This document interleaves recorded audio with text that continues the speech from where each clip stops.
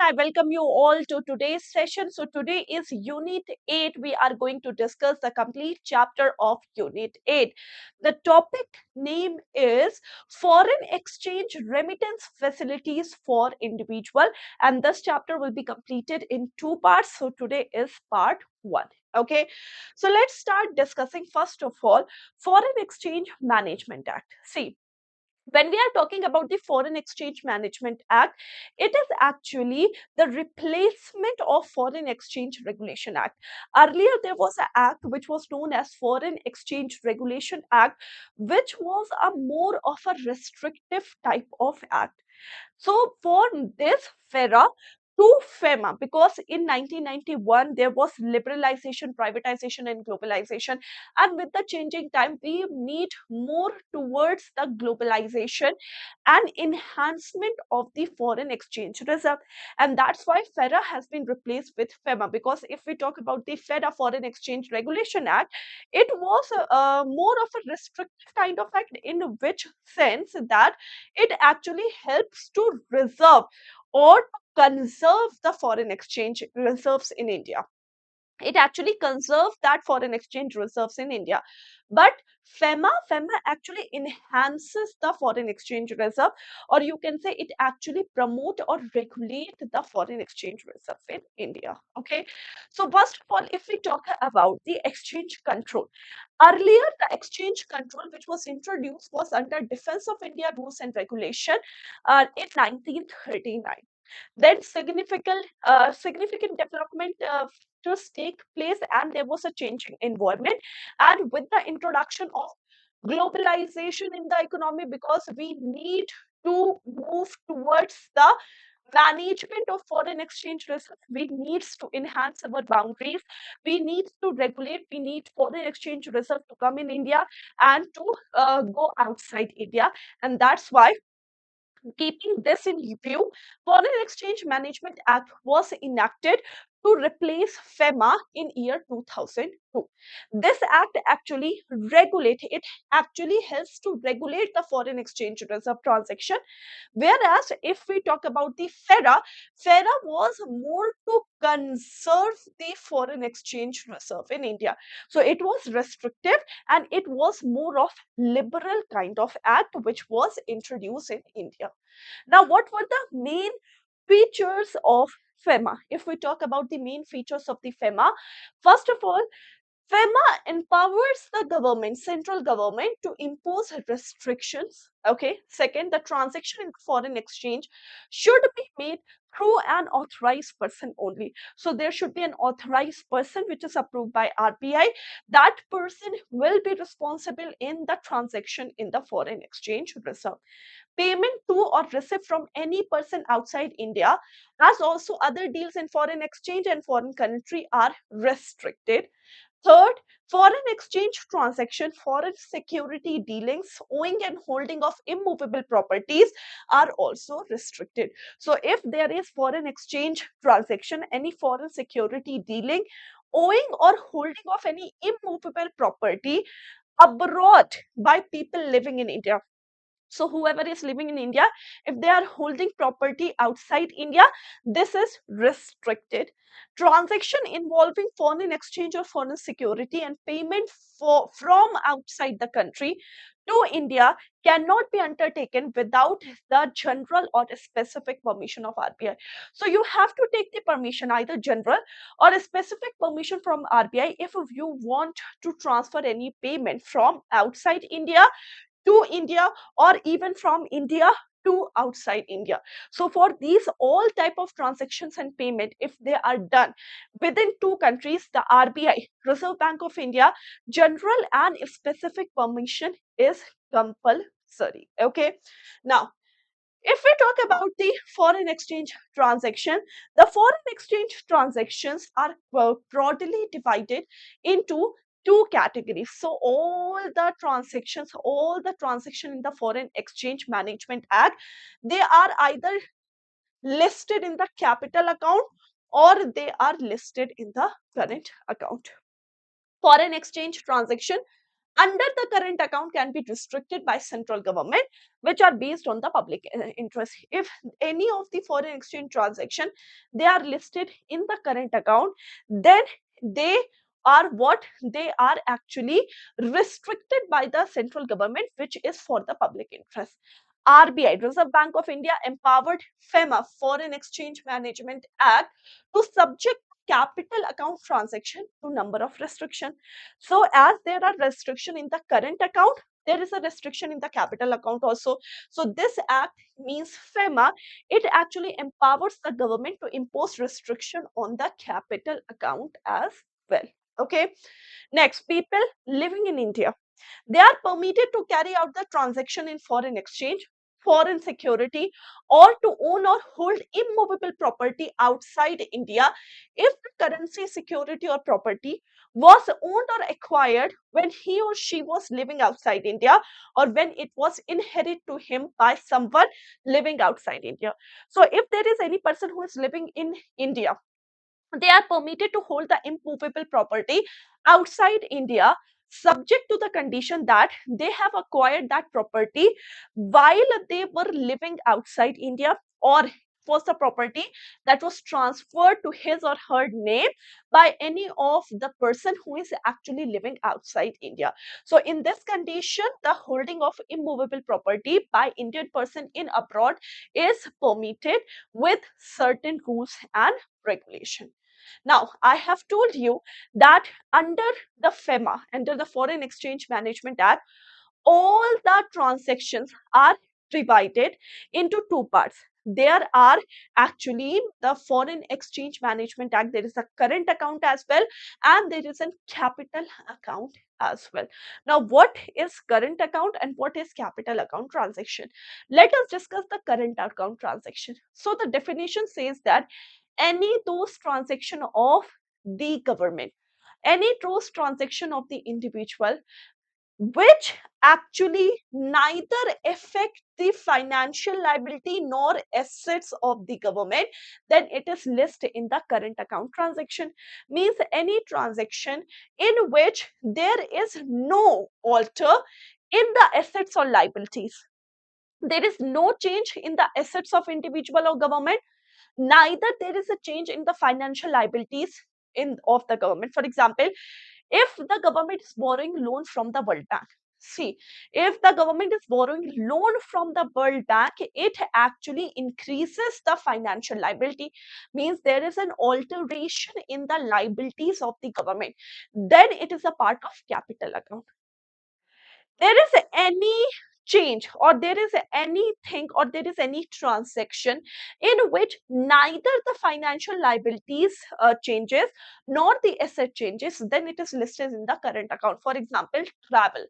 So if any person is traveling abroad, they are uh, doing some expenses abroad. Okay, so in this transfer or in this travel, there is neither the financial liabilities of that person increases or decreases, nor there is asset alteration, means neither the asset increases nor the asset decreases, and that's why it is termed in the current account transaction. Current account transaction example, for example, payment in connection with any foreign trade, there is a travel, there is a education, so these are the current account transaction. Now, what is the capital account transaction? Capital account transaction means any transaction in which there is an increase and decrease in the financial liability of the government, or there is alteration in the assets of the government. Either the asset is increasing or decreasing, then it is listed in the capital account. Either there is a liabilities who is increasing or decreasing, then it is listed in the capital account. For example, if we talk about the capital account, investment in foreign securities, if any individual is investing any amount in foreign securities, it enhances the asset. If it enhances the asset, then it is a part of capital account transaction. For example, acquisition of immovable property. For example, if any Indian is acquiring some immovable property, now it also increases the asset of that person, then it is listed in the capital account transaction. So foreign exchange Okay, so Foreign Exchange Management Act, I have already told you that Foreign Exchange Management Act, under this Foreign Exchange Management Act, all the transaction is either divided into capital account or into current account. Current account means any account. Current account means any transaction in which neither there is an increase or decrease in the financial liabilities, nor there is increase and decrease in the asset. Whereas if we talk about the capital account, the transaction which either enhances or decreases the asset, or any transaction which either increases the financial liability or decreases the financial liability, then it is capital account transaction. Okay, now next. If we talk about the Foreign Exchange Management Act, Foreign Exchange Management Act defines clearly the definition of the resident people in India. So who are considered as the resident Indian under this act? This is very important, all of you. Okay, so a people resident in India as described in the Foreign Exchange Management Act is, first of all, bearing some exception, if a person is residing in India for more than 182 days during the course of the preceding financial year. So, in the preceding financial year, if you have lived in India for a period of more than 182 days, then you are considered as the resident Indian. Next, any person or body corporate which are registered or incorporated in India. So, any person or body corporate who are registered or incorporated in India. Next, any office, branch, or agency in India who are controlled by a person resident outside India. Lastly, any office or branch outside India owned and controlled by the person resident in India. So if there is any branch outside India which are controlled by the person living in India, or if there is any office or branch inside India which is controlled by the person resident outside India, these both are considered as the resident Indian. Important thing is a person should be living for more than 182 days in the preceding financial year is considered as the resident Indian according to the Foreign Exchange Management Act 1999, which is applicable in the year 2000. Okay, now who is considered as the people of Indian origin or person of Indian origin under this act? So a person of Indian origin is a citizen of any country other than Bangladesh or Pakistan. A person who is living other than a country like Bangladesh and Pakistan, as may be specified by the central government, which actually satisfy these conditions. So a person who is actually not the resident of Pakistan or Bangladesh, a person who is residing in any other country, but they are satisfying these conditions, then they are considered as the person of Indian origin. Now, what are these conditions? First of all, who was the citizen of India by the virtue of Constitution or the Citizenship Act 1955. So who once in a while be a citizen of India, now he has given his citizenship and move abroad, they can be termed as the person of Indian origin. Who belong to the territory that become part of India after 15th August 1947. So who actually belong to any territory who actually become the part of India after 15th August 1947, who is a child, grandchild, great grandchild of the citizen of India, okay, as referred in the clause A or B. Lastly, who is the spouse of any foreign origin of a citizen of India or a spouse of any foreign origin of a person referred in the clause A, B, or C. So if there is any spouse, if there is any spouse of a foreign origin of a person of this or this, if there is A, B, or C, if there is a spouse of either this or this or this, he or she can also be considered as the person of Indian origin, as well as who is a spouse of foreign origin of citizen of India. So if there is any citizen of India of foreign origin and the spouse of that, they are also considered as the person of Indian origin. First of all, remember that Pakistan and Bangladesh is excluded. Any other countries, if they are satisfying these conditions, then they are considered as the person of Indian origin. Clear? Okay, next. If we talk about the difference between FERA and FEMA, that I have already told you that Foreign Exchange Regulation Act has been replaced and a new act has been formed which is known as Foreign Exchange Management Act. Now, what is the difference between FERA and FEMA? If we talk about the year of enactment, Foreign Exchange Regulation Act was passed in Parliament in 1973 and it actually started on 1974. Whereas FEMA, it was passed in 1999. It came into force in year 1000.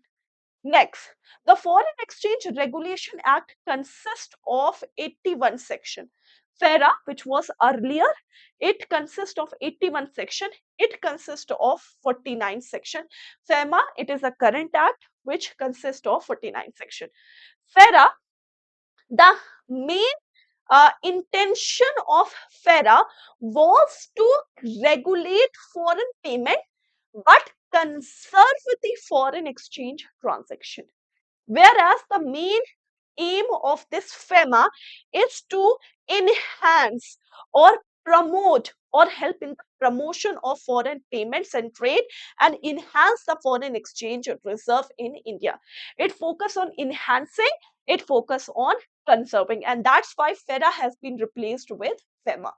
Next, if we talk about the FERA, it was more of conservative as well as restrictive act, whereas the flexible rules and regulation are there in FEMA.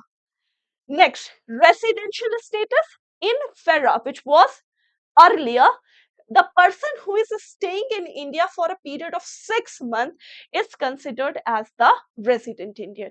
Whereas in FEMA, it is 182 days. A person who is living in India in the preceding financial year and the time period is 182 days, then he or she is considered as resident Indian.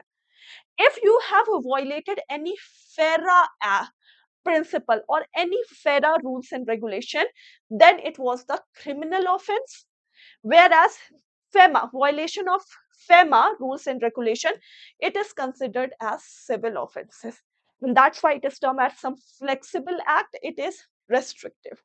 Lastly, FERA resulted in imprisonment. If you have not compliance with any rules and regulation of FERA, it actually result or end up in jail also. Whereas violation of FEMA, it result in some monetary penalties. However, it can end up in the jail, but the span of the time period is only 90 days. So it is the difference between the FERA and FEMA. Okay, so in today's class we have discussed the FERA, FEMA, what is the difference between these two, what are the important characteristics of FEMA, how the resident Indian is defined under Foreign Exchange Management Act, and who are considered as the person of Indian origin under the Foreign Exchange Management Act. So these are all the things we have discussed today. Okay, so thank you so much for watching this session. This chapter will be continued in part 2. Thank you so much. Take care, everyone. Bye bye, guys. Take care. Thank you.